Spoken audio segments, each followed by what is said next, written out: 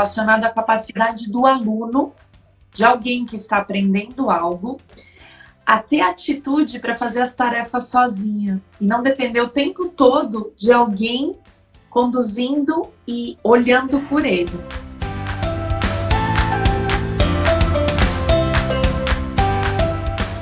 O papel do profissional do movimento, do educador do movimento, ele não se limita a uma questão técnica de saber mexer numa máquina ou de ter decoradamente um repertório de exercícios na cabeça.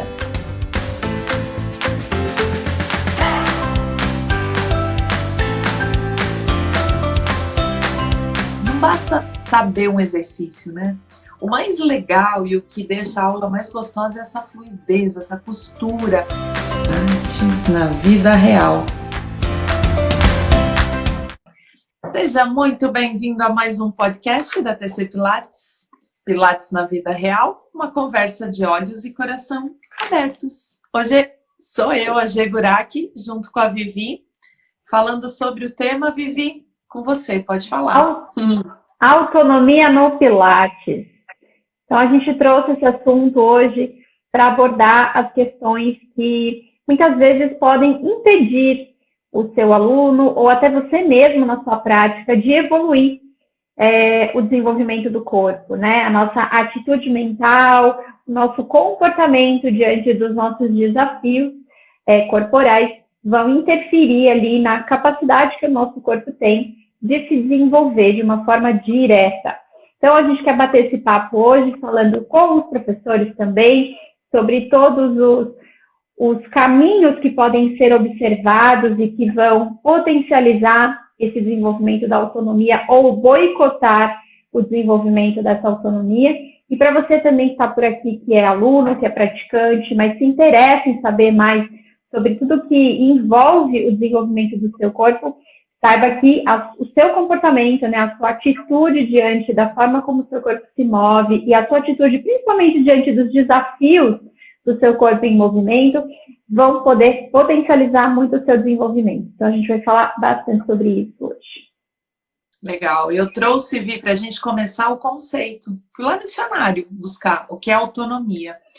E a gente encontra que autonomia, uma origem grega, ela está relacionada à independência, liberdade e autossuficiência.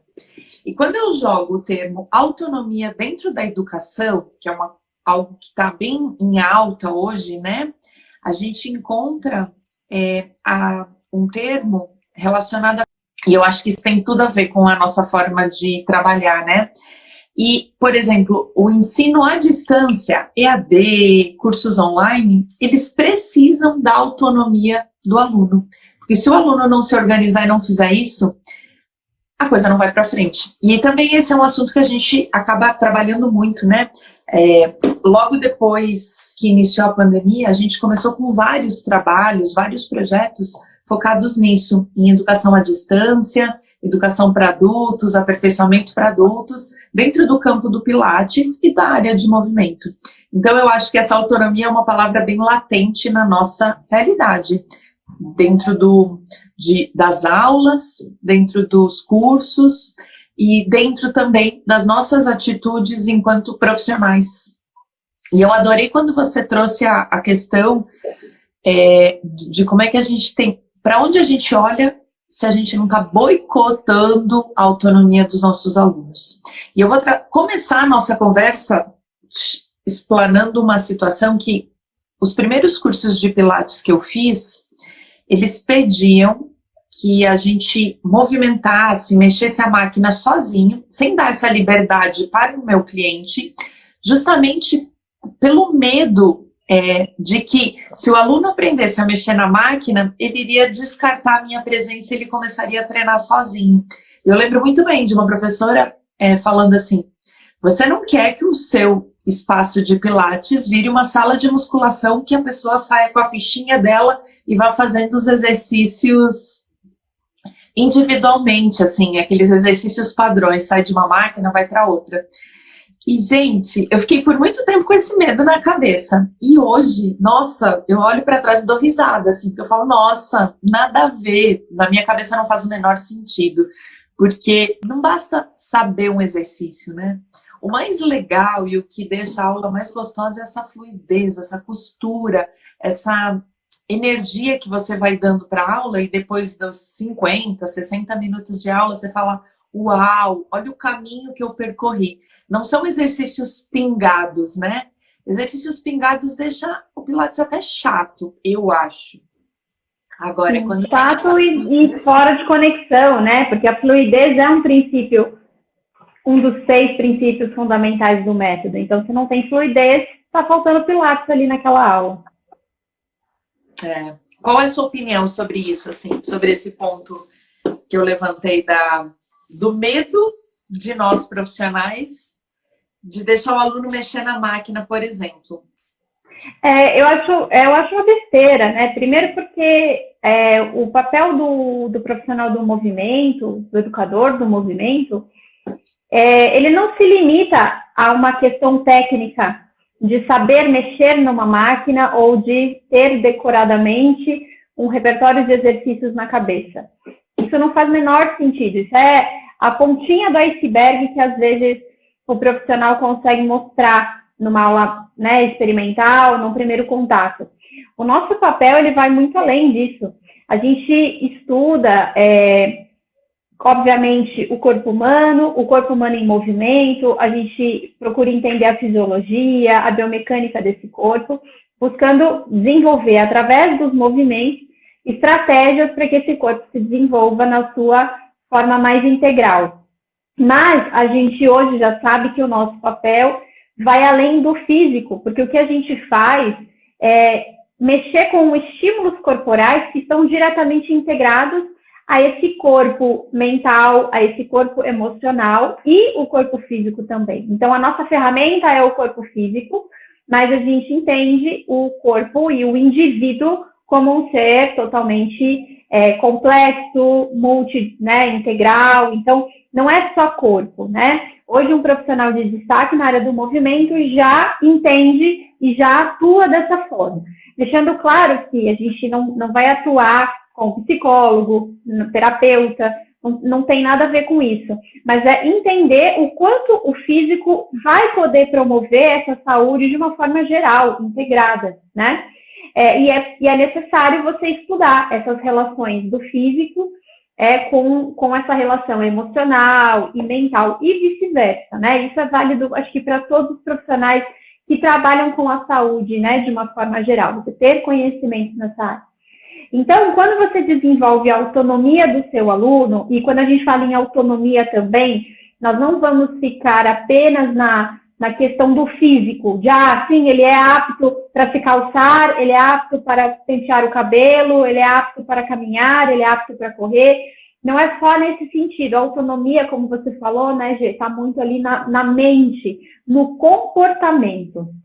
Porque eu posso ter todas as habilidades desenvolvidas pelo meu corpo, mas eu posso estar sendo boicotado pela minha própria forma de pensar, pelo meu comportamento, me sentindo uma pessoa extremamente dependente de um professor. E eu concordo com você que há alguns anos atrás, eu acho que isso talvez de alguma forma acontece ainda hoje, que o ambiente do Pilates em si, ele chegou para as pessoas como um ambiente muito acolhedor, para acolher as pessoas que têm dor, as pessoas que têm lesão, chegou para acolher as pessoas que tinham medo de se movimentar em centros maiores de práticas de movimento, então quiseram um atendimento mais especializado. Mas, em alguns casos, isso se tornou também uma redoma e tornou as pessoas, em algumas, obviamente, muito fragilizadas. Então, o professor, por estar em cima o tempo inteiro e olhando cada detalhe do movimento, ele deixou de ser um facilitador, né? Uma pessoa que está promovendo ali os desafios e fazendo aquele corpo se desenvolver, com uma pessoa que, sem querer, pode começar a despertar alguns medos, algumas sensações de gatilhos até em alguns movimentos, porque ele expressa um extremo cuidado E isso passa uma mensagem subliminar de fragilidade. Então, nossa, se eu, por exemplo, se eu não posso pegar na mola, se é só o professor, né? Se eu fui lá colocar a mão na mola e o professor, nossa, não, não faça isso, deixa que eu faço. Então, eu entendo que aquilo pode representar algum risco para mim,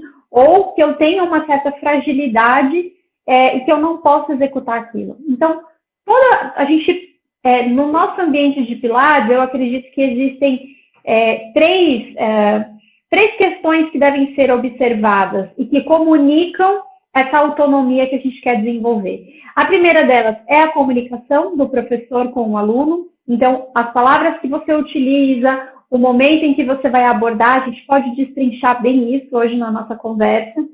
O segundo é o próprio ambiente. Então, como esse ambiente está preparado, o que ele comunica, né? A postura do profissional, como esse profissional se apresenta para esse cliente, para esse aluno, paciente, né? A forma como ele se apresenta, como ele fala. E a proposta em si, né? O trabalho em si. A forma como você elaborou a sua aula, a forma como você organizou o seu processo didático também vai potencializar ou não um processo de autonomia desse aluno.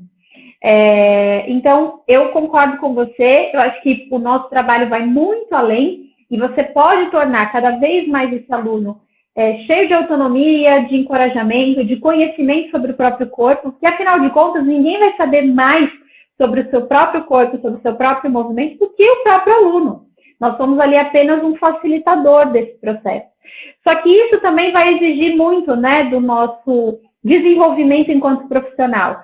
Se o meu aluno tem muito conhecimento sobre si, então isso exige que eu vá me desenvolver para levar cada vez mais novos caminhos, novas ferramentas, novas descobertas para esse cliente. Então, obviamente, isso vai cutucar, vai fazer com que o profissional saia da zona de conforto e estude cada vez mais, porque o aluno vai crescendo junto com ele, né? Exato. Você trouxe à tona vários pontos, né? E isso tudo que a gente está falando, gente, vale para as aulas presenciais no estúdio, quando tem um profissional realmente do seu lado, e vale muito. E daí eu acho que precisa até um voto de coragem para quem entrou e abraçou a ideia das aulas online também, né? Que daí tem um professor do outro lado da tela, que nem sempre vai estar te tocando, te encostando, assim. Mas eu acho lindo e para nós foi uma surpresa bem grande quando a gente teve, por exemplo, alunos que mesmo com necessidades especiais e que aparentemente precisavam desse suporte do professor, toparam e não pararam de fazer as atividades durante esse período da pandemia. Talvez a palavra seja coragem, talvez seja necessidade, mas eles são pessoas que estão em busca da autonomia deles, né? Que não viram barreiras para continuar em movimento, mesmo quando existiam essas limitações geográficas, essas limitações de regras, tudo isso, assim.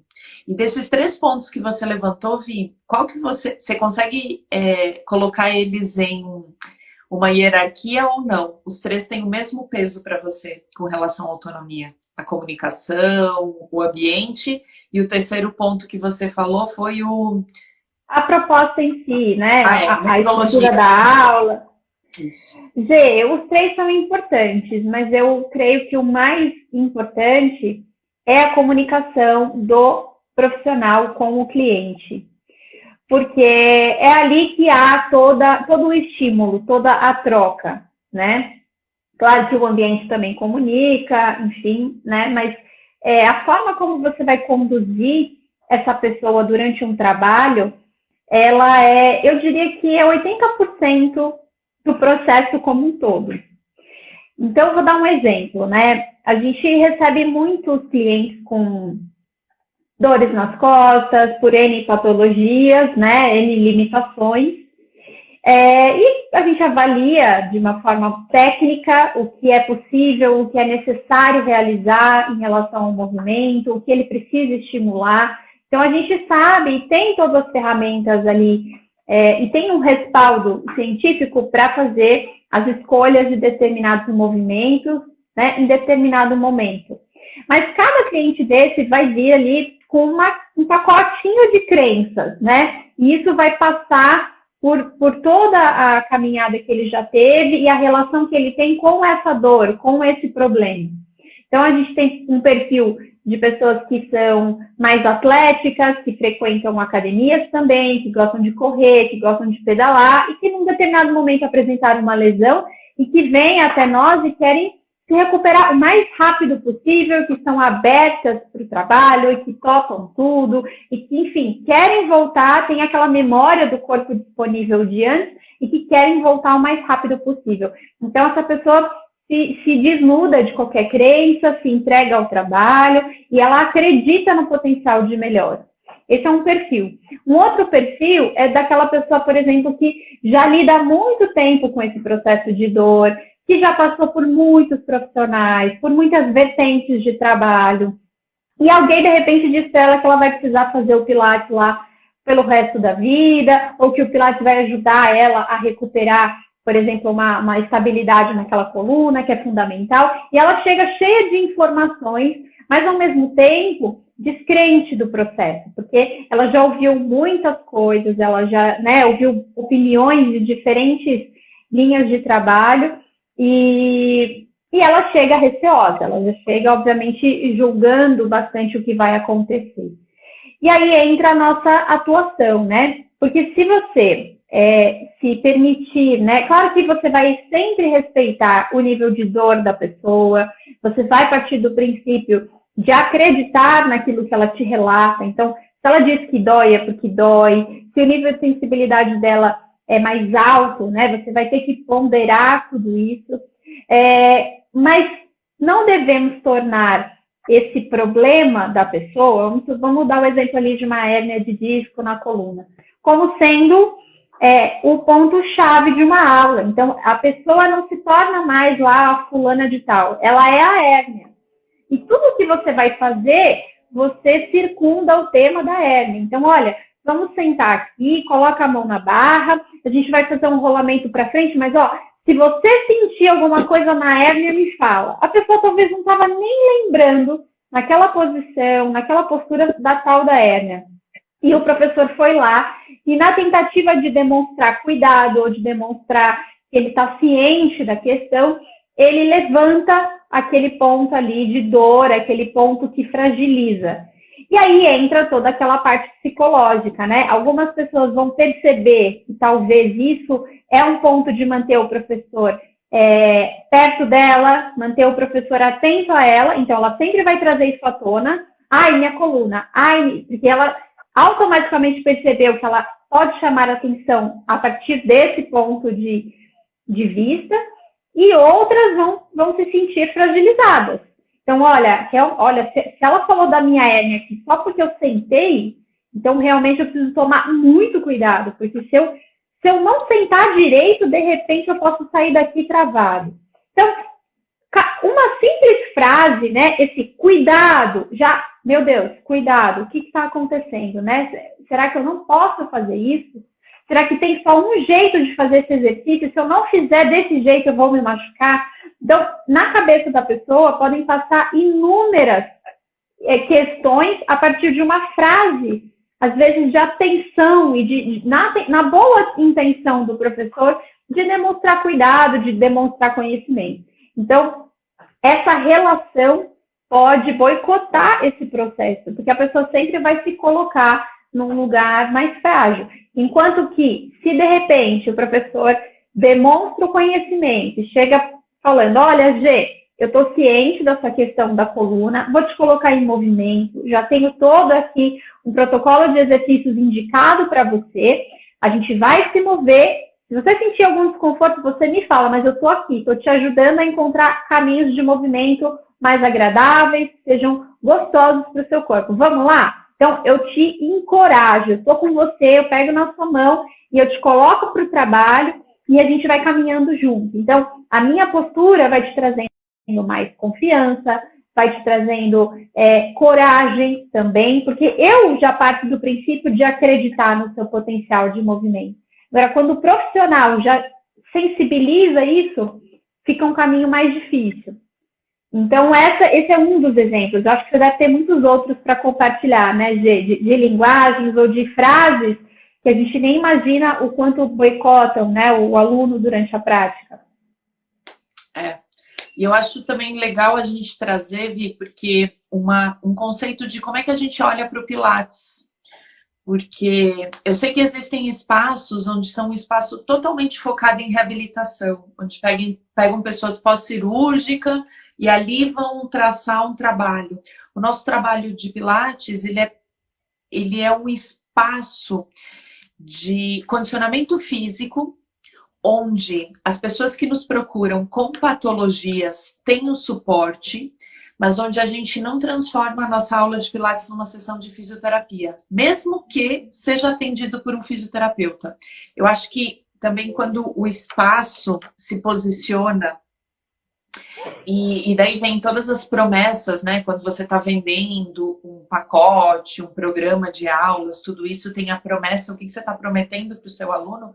É importante o espaço se posicionar. Então, a gente não transforma o Pilates em fisioterapia. Esse é um ponto importante, né?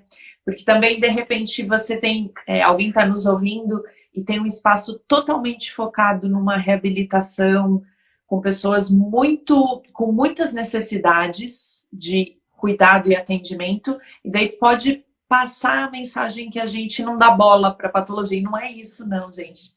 E mesmo num ambiente que seja só para isso, que seja só reabilitação, essa comunicação é fundamental.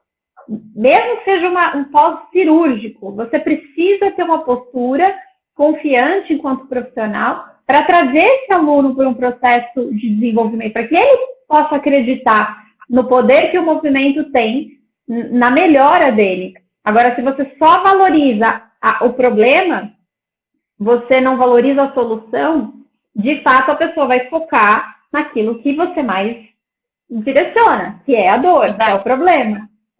E daí assim, de repente, em 5 ou 10 aulas você resolve, e daí você profissional pode ser descartado, porque o que ela queria era resolver a dor, e daí a dor foi embora, e daí, ok. A gente olha muito para o movimento, pessoal, como uma forma de evolução, de vida.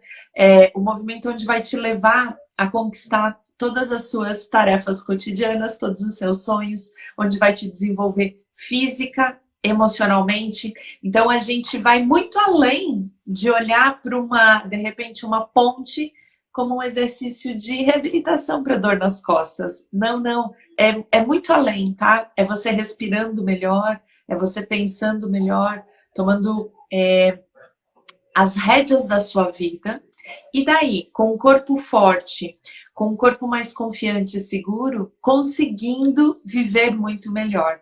Então, a gente já pensou isoladamente, olhando para uma patologia, por um problema, e isso é importante, que o profissional tenha essa visão, só que é como se a gente olhasse além. Então, a patologia é um pequeno círculo, e depois tem um círculo em volta que já vai para outras habilidades, outras, e a gente quer trabalhar nesse global. Então, olhar para o exercício de uma forma muito, muito mais ampla. Eu trago, sim, queria trazer um exemplo, Vi, que é essa questão quando o cliente está fazendo aula conosco e ele mesmo fazer a regulagem das molas do aparelho, assim. Dependendo da situação, da posição que ele está, não tem nenhum problema para mim, professora, ir lá e modificar uma mola para ele. Se a gente vai ganhar tempo na aula, se a questão vai ser mais dinâmica. Agora, se, por exemplo, ele está fora da máquina e a gente vai iniciar uma série com o uso da caixa, que é um acessório que a gente usa em vários aparelhos, e eu preciso da caixa posicionada assim ou Y, né? Normalmente a gente usa a linguagem long box ou short box, a caixa na posição curta ou na porção dela mais alongada. Eu sempre sugiro e peço para o meu cliente pôr a caixa onde eu quero. Por quê? Porque nesses movimentos, sem ele pensar, eu consigo ver como é que ele está se movendo. Se ele faz muito processo de compensação, se ele não faz, se ele faz isso de uma forma rápida, se ele faz isso com muita dor. E para mim, Jerusa, professora, esse momento dele ajustando a caixa é um momento de avaliação em aula. Então, ali eu vejo a autonomia do aluno. Se é um aluno com uma patologia e se for necessário eu ajudar, ok. Agora, quando eu penso num aluno intermediário, num aluno que já está fazendo muitas coisas, por que eu, professora, preciso fazer isso? Se ele consegue fazer um teaser, ele vai conseguir pegar a caixa e posicionar, se for bem orientado pelo professor, né? E como a gente adora o trabalho em grupo, e eu acho que é uma das coisas que a gente faz melhor, as nossas aulas em grupo, elas são muito fluídas, é onde está um dos segredos do nosso know-how, acho, do nosso trabalho. Imagina um professor regulando para todo mundo ao mesmo tempo, né? Então, se todo mundo faz isso, ao invés da gente gastar 5 minutos da nossa aula para preparar o ambiente para o exercício acontecer, em 1 minuto tudo está resolvido e todo mundo está seguro e pronto para fazer a série. Então, isso faz o nosso aluno... eu falei tudo isso porque eu queria dizer uma frase, né? Não é preguiça do professor colocar a caixa em cima da máquina para ele. Não, é ganho de tempo e ganho de eficiência e resultados em aula se o aluno fizer isso, porque rapidamente a gente começa a série. Então, eu acho até legal falar isso para os clientes que fazem aula conosco, né? Porque eles podem achar assim, nossa, olha, que professora folgada, ela olhando e eu fazendo. Então, quando ele sabe o motivo, tudo começa a fazer mais sentido, né? E daí, quando termina a aula, ou até eu posso fazer... Eu não gosto de fazer muito no meio da aula, se essa atitude dele, de repente, de pegar a caixa, não foi a mais adequada, eu gosto de fazer no final da aula. Então, sabe aquele professor que tem um papel de ser um coach, que vai dar realmente dicas e vai ajudar essa pessoa a evoluir? Então, quando termina a aula, eu posso fazer os apontamentos para esse meu cliente. Olha, você, Viviane, fez isso, isso, aquilo. Fulano, e daí você vai elogiando o que precisa ser elogiado, motivando, e eu adorei a palavra encorajando, né? O que precisa ser evoluído, ou encorajando ele a dar um passo além. Já evoluímos tanto, agora a gente pode ir para tal movimento. Eu gosto muito também, dentro desse processo de autonomia, Vi, quando eu ensino um exercício novo para os clientes, e, por exemplo, nas minhas aulas de semana passada, para os grupos eu estava ensinando a foca, o exercício do match, né? Então, eu quis mostrar para eles algumas outras variações ou exercícios que são parecidos e que a gente vai colocar na nossa programação para fazer nas próximas semanas, que são evoluções desse, justamente para desenvolver essa autonomia. E quando eu virei as costas, assim, virei as costas não, porque eu estava olhando para eles e eu estava dando uma aula online nesse caso. Quando eu parei de falar, eu já vi alunos tentando fazer os exercícios mais fortes, mais difíceis. E, gente, eu acho isso o máximo. Eu não fico brava com o aluno que ele tentou fazer e falo, não, não faz, não. Bem pelo contrário, a gente estimula para que ele faça e que ele treine, que ele pesquise, que ele estude sobre esses exercícios, que no final de semana ele tente fazer. Então, você desenvolve a autonomia através desse encorajamento para o aluno, na minha opinião. Sim, e esse manuseio que você mencionou hoje sobre os equipamentos, isso é a vida, né, gente? Porque assim, a pessoa pode até ter lá sua hérnia, seus problemas, ela chega no estúdio com uma X atitude, mas quando ela sai dali, ela vai entrar no carro, ela vai pegar a bolsa que está no banco de trás, ela vai pegar a caixa de leite no supermercado, colocar no carrinho. A vida pede isso. A vida pede inúmeros movimentos combinados, inúmeros movimentos com pequenas sobrecargas. Então, onde está essa consciência desse corpo também para o dia a dia? O Pilates ele vai desenvolver esse controle corporal, a percepção do movimento. Mas no dia a dia, você não inspira para pegar um copo, solta o ar para trazer o copo e toma o gole d'água. Aquilo acontece de forma natural. Então, essa condição, estar aberto a esses movimentos que, teoricamente, não são controlados, mas em que eu me percebo em movimento, são fundamentais. E isso ser desenvolvido numa aula de Pilates é extremamente importante. Eu lembro de e aí vem essa questão de que a autonomia que a gente está falando, ela não está linkada à capacidade de fazer algo, e sim à atitude mental desse aluno. Eu vou citar um caso aqui, sem falar nomes, né? Até que eu também nem lembro os nomes, mas eu lembro uma vez de uma aluna que nós tivemos, que tinha uma hérnia de disco, mas já era uma hérnia de disco que estava ali há muito tempo, enfim, tinha que saber lidar com aquilo. Então, praticava pilates porque era uma atividade segura. E logo que essa pessoa ingressou no estúdio, ela se deparou com, inclusive, a nossa metodologia, que ao final de aula, a gente higieniza os equipamentos. Cada aluno higieniza o seu próprio equipamento. Isso não foi agora na pandemia, não. A gente já faz isso há muitos anos.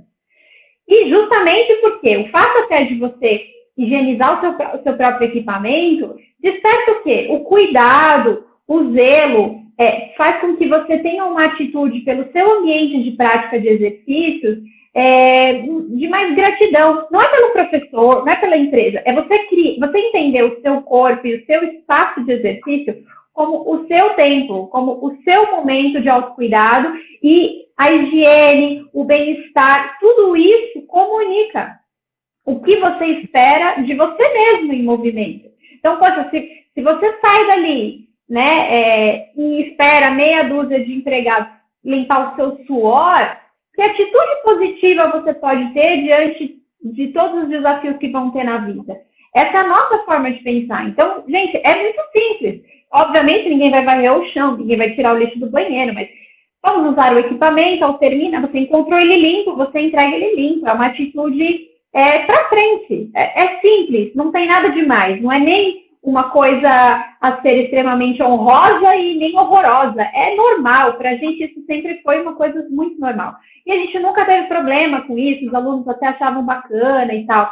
Só que, nesse caso, a pessoa, no fim da aula, não gostou da questão da higiene. Não queria limpar, não queria passar por isso. Se sentia, de alguma forma, não sei, talvez diminuída, ou achava que a gente era folgado nesse sentido. Mas o que me chamou a atenção foi a justificativa. Então, a pessoa se apoiou na questão da hérnia de disco e falou, não, eu não posso abaixar aqui para limpar o aparelho porque eu tenho uma hérnia.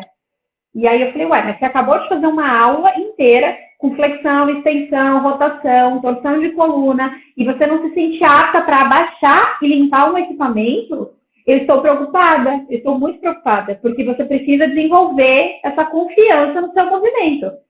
Claro que ela estava usando, né, como desculpa, mas pode ser que no fundo isso fosse uma questão. E quantos alunos, né, não levam essa perspectiva para a vida? Eu não posso isso, eu não posso aquilo, porque eu tenho uma hérnia, uma unha encravada, um não sei o quê. Uma coisa que já está gerenciada pelo organismo, que já está funcional. Obviamente, cada pessoa vai ter a sua limitação, cada um sabe até onde dá para ir. Eu já estou depois dos 30. Quando eu tinha 20, eu fazia coisas que hoje eu já não gosto mais de fazer. Aquilo não é mais agradável para o meu corpo. Então, tem coisas que você vai se conhecendo, seu corpo vai mudando, ele vai conversando com você, e você fala, bom, para mim, até aqui tá bom, até ali é agradável, já não posso mais fazer o movimento dessa forma, vou fazer daquela forma, mas nada que seja funcional, que seja do meu dia a dia, pode inibir esse meu corpo. Eu preciso me sentir apta para isso. E as pessoas aceitam, a gente até fala bastante disso, né, Gê? Como as pessoas aceitam com uma facilidade essa limitação do corpo. Então, professora, eu não posso estender. Professora, eu não posso rodar. Professora, eu não posso levantar o meu braço acima da linha do ombro. E tudo bem, tá ótimo assim. Vou seguir. Peraí, como assim? Como que você se contentou com esse veredito de que você não pode mais fazer tal coisa? Sendo que nem é uma verdade. Se a gente instalasse uma câmera lá no dia a dia, você ia ver que o movimento, obviamente, acontece. Mas não dá para a gente valorizar esse tipo de atitude sendo profissionais de movimento. Respeitar é importante. Até a Kátia deixou um recadinho aqui durante a live, né, sobre entender o nível de entendimento de cada aluno. Isso é muito importante, porque cada pessoa tem uma consciência do corpo que é diferente, né? Por isso que a gente tem pessoas que são atléticos e fazem performances que são inexplicáveis com o corpo e outras pessoas que não conseguem nem levantar direito, nem fazer um polichinelo coordenado.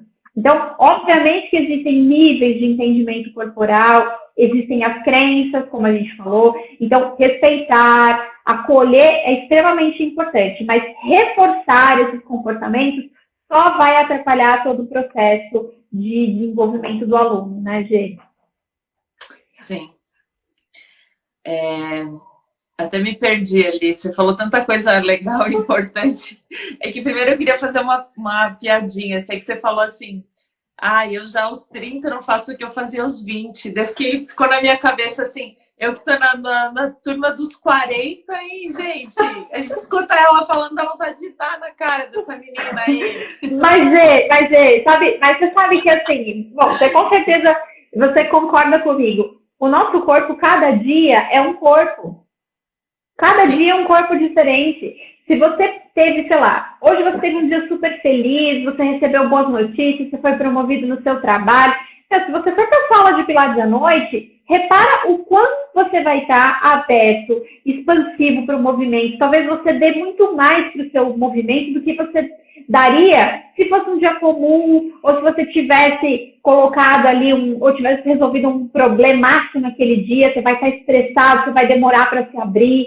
Então, fazer essa leitura de quem você é, né, do que está disponível a cada dia é importante. Então, eu falei da questão da idade, mas isso é um exercício, gente, diário, de falar assim, hoje não dá, hoje eu não consigo, meu corpo não me permite fazer tal movimento. Então, eu vou fazer por aqui, eu vou achar uma outra estradinha de movimento. Agora, hoje eu estou confiante, então hoje eu vou fazer muito mais, mas é estar aberto, né, para isso.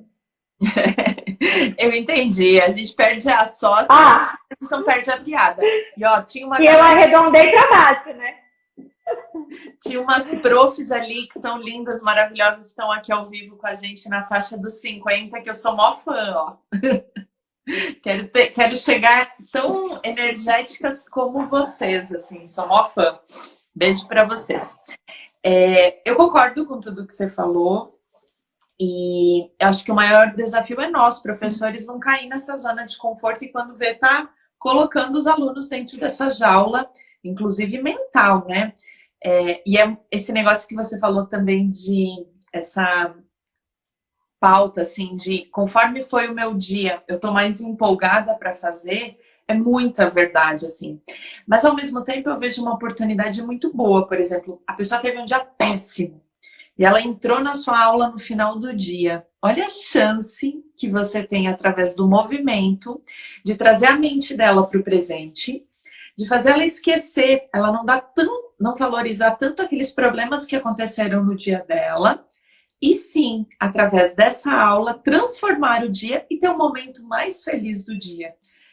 Às vezes eu escuto essa frase e falo assim, nossa, foi o melhor momento do meu dia. Eu fico um pouco feliz por saber assim, que a aula foi legal, mas ao mesmo tempo eu falo, gente, a vida vai muito além do que só fazer pilates, sabe? Então eu falo assim, não dá de falar assim, vai viver mais, vai conquistar mais autonomia no seu dia para transformar ele, assim. Então, me deixa feliz e ao mesmo tempo me deixa triste quando eu escuto essa frase, assim. Por exemplo, por que não parou para se espreguiçar no meio do dia? Por que não parou para fazer esse movimento que você tanto gosta no meio do seu dia? Por que precisou nos encontrar para fazer isso, né? Porque a gente fica o tempo todo. Então, eu como dica, e a gente já está chegando agora no final da nossa conversa aqui, pessoal, mas eu quero pedir para a Vivi quais são as dicas dela e eu vou começar falando as minhas. As minhas dicas para que o aluno alcance autonomia ensinar coisas durante a aula e estimular que eles façam isso sozinhos depois. Ou, até assim, essa semana eu ensinei uma respiração ali que eu sei que entrou em protocolo de pós-Covid para muita gente. Então eu falo na aula, gente, se tem algum amigo, algum conhecido de vocês, ensine esse movimento para eles, porque daí eles vão estar gravando e ao mesmo tempo essa informação não se perde, não é só aquele único momento e foi assim. Então a minha dica é essa, você ser um instrutor, ser um professor que estimule os alunos a após esse momento que eles estiveram com você, que eles façam isso sozinhos, que eles façam isso antes de dormir, que eles façam nos dias que eles não treinam, que eles ensinem, levem essa informação para frente, né? Como a gente fala, levem boas notícias, né? E ajudem outras pessoas também.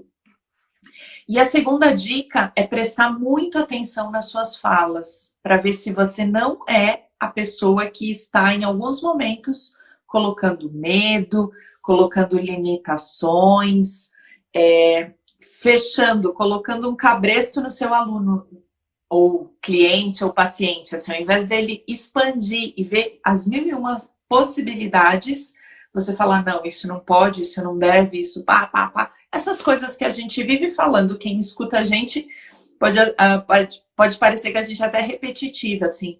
Mas é que a gente encontra tanto isso no mundo do movimento que é uma das bandeiras que a gente levanta, né? E as suas, Vi? O que você acha que é importante, assim, como dica? Complementando o que você falou, Gê, eu acho também que é importante você celebrar as pequenas conquistas, né? Você celebrar pequenos avanços com o seu aluno, porque o que é pequeno para você, para ele é um grande passo ali, né? Em ganho de força, em ganho de mobilidade, de percepção do corpo. Saiam da fotografia do exercício, daquele padrão estético do movimento. Entendam que cada corpo ele vai construir uma arquitetura em movimento diferente. Muitas pessoas, eu diria que talvez a maioria, nunca vão chegar até a estética da foto, da referência em movimento. Então, você saber celebrar isso com o seu aluno, mostrar para ele como uma coisa natural, né? Essas conquistas aula a aula, é fundamental para que ele também não caia nesse boicote de se inspirar apenas ali na referência, né? Que às vezes é até você mesmo, o professor é a referência, né? Então, se você vai demonstrar o exercício, esteja atento para que não seja uma apresentação, né? E que as pessoas fiquem ali te admirando. Não, você demonstra o exercício usando o seu corpo como uma ferramenta de instrução. Mostre para ele que o movimento dele pode ser um pouco diferente, mas foque naquilo que ele tem que sentir, naquilo que ele tem que buscar em movimento. Então, acho que tudo isso ajuda, como você falou, juntamente com a questão de observar suas falas, de celebrar mais os feitos do que os não feitos, né, do que aquilo que precisa ainda ser realizado. E eu queria também falar, para a gente fechar rapidamente, sobre a questão da comunicação que o ambiente pode também transformar nesse aluno. E aí eu vou dar um exemplo do nosso estúdio, quando nós mudamos o formato de trabalho, que antes era um atendimento ali de poucos alunos, 2, 3 alunos, mas num formato de circuito. Então, o estúdio tinha um Cadillac, um reformer, uma cadeira, e cada aluno fazia a sua própria sequência individual, cada um no seu mundinho ali, e o professor tentando dar a melhor assistência possível para esses alunos. Quando nós fomos para o trabalho de grupo, né, os nossos alunos aceitaram a proposta, e a gente observou em muitos alunos uma evolução muito interessante que a gente não esperava em relação a esse comportamento. Porque quando nós estávamos no formato mais circuito, dava mais espaço, primeiro, para conversas paralelas. Então, você estava dando assistência para um aluno e aí outros 2 começavam a conversar, ou um aluno que não via o que você estava fazendo, às vezes você estava dando uma assistência manual ali para um outro cliente e ele começava a te perguntar alguma coisa ou comentar alguma coisa. Então, a gente ficava muito evidente essa personalidade de cada aluno. Às vezes você tinha um aluno mais carente, que te acionava o tempo inteiro, que ele queria mais a sua atenção. Então, nada estava bom no exercício, toda hora ele pedia uma regulagem, ele pedia a sua presença física ali do lado dele o tempo todo, às vezes numa sala de 20 metros quadrados, nem isso, né? Uma mini sala, e ele queria você do lado dele. Quando a gente foi para o grupo, ficou muito mais evidente o trabalho, né? A grande estrela daquele momento não era mais o professor, e era sim a aula, a fluidez daquela aula, né? Aquele potencial que estava sendo desenvolvido em movimento. E aí, muitos desses alunos que tinham esse perfil mudaram o comportamento e automaticamente eles decidiram chamar mais a atenção do professor por perceberem que eles eram elogiados quando eles acompanhavam o grupo, quando eles tinham uma performance satisfatória. Então, a gente, fulano, maravilhoso, lindo o seu movimento.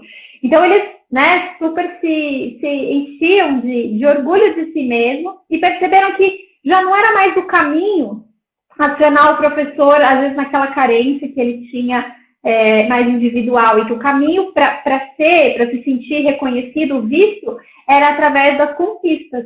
Então, a gente teve muitos alunos que mudaram o padrão de comportamento para uma coisa super positiva, e isso só ajudou eles a saber lidar melhor com as suas questões, né, de saúde, que vão sempre mudando, né, com o passar do tempo, com a idade. A gente sabe que as pessoas a cada dia acabam tendo algum tipo de desconforto, uma vez chega com o punho doendo, outra vez é o ombro, outra vez é o joelho, e elas conseguem gerenciar isso. Não, tô sentindo um pouquinho aqui, mas eu vou fazer o que dá para fazer, eu peço ajuda para adaptar, fica tranquila, vamos embora. Coisa que antes não, a pessoa ia pedir uma aula exclusiva para o ombro, e aí a vida dela virou o ombro, e não era mais uma prática de pilates, entendendo o corpo como um todo. Então, o ambiente comunica nesse sentido, né? A forma que você vai posicionar os alunos, a estrutura da sua aula, vai colaborar bastante também nesse aspecto, né? Eu lembrei de uma história que acho que é bonita para a gente fechar, então, também, que é um relato de uma cliente, uma idosa que me contou, é uma senhora que mora sozinha, ela já está na faixa entre 80 e 85 anos, e que ela me contou que a vida toda, ela, quando ia vestir o sutiã, ela trazia o sutiã para frente, fechava e rodava ele para depois colocar os braços, assim. E que agora vem fazendo aula direto, né? Ela é uma cliente nossa, assim, eu acho que de uns 2 anos, e em especial agora eu tô cuidando dela. E ela me contou que esses dias ela simplesmente pôs a mão para trás e tentou fechar e conseguiu encaixar em todos os ferrinhos, assim, né? E daí a gente vê várias habilidades, né? Coordenação motora fina, porque você tem que... A flexibilidade do ombro, toda a mobilidade, essa parte... E daí ela veio me contar, assim, emocionada, porque foi uma vida toda que ela fez de um jeito que ela não conseguia pôr a mão nas costas e que agora ela tá conseguindo, assim. Então, vou deixar essa história como inspiração para quem nos ouve, assim. Começa a perguntar se as mulheres, as alunas que você dá aula, se elas conseguem fazer isso ou não. Eu até achei uma ótima pergunta para estar tendo uma avaliação postural funcional, né?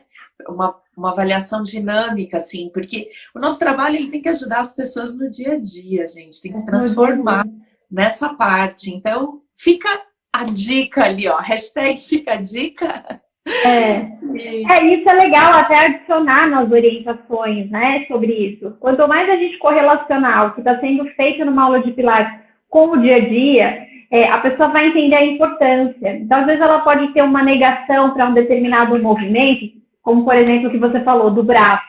Ah, não, professor, esse exercício aqui, vamos dar o exemplo do match, o single leg kick.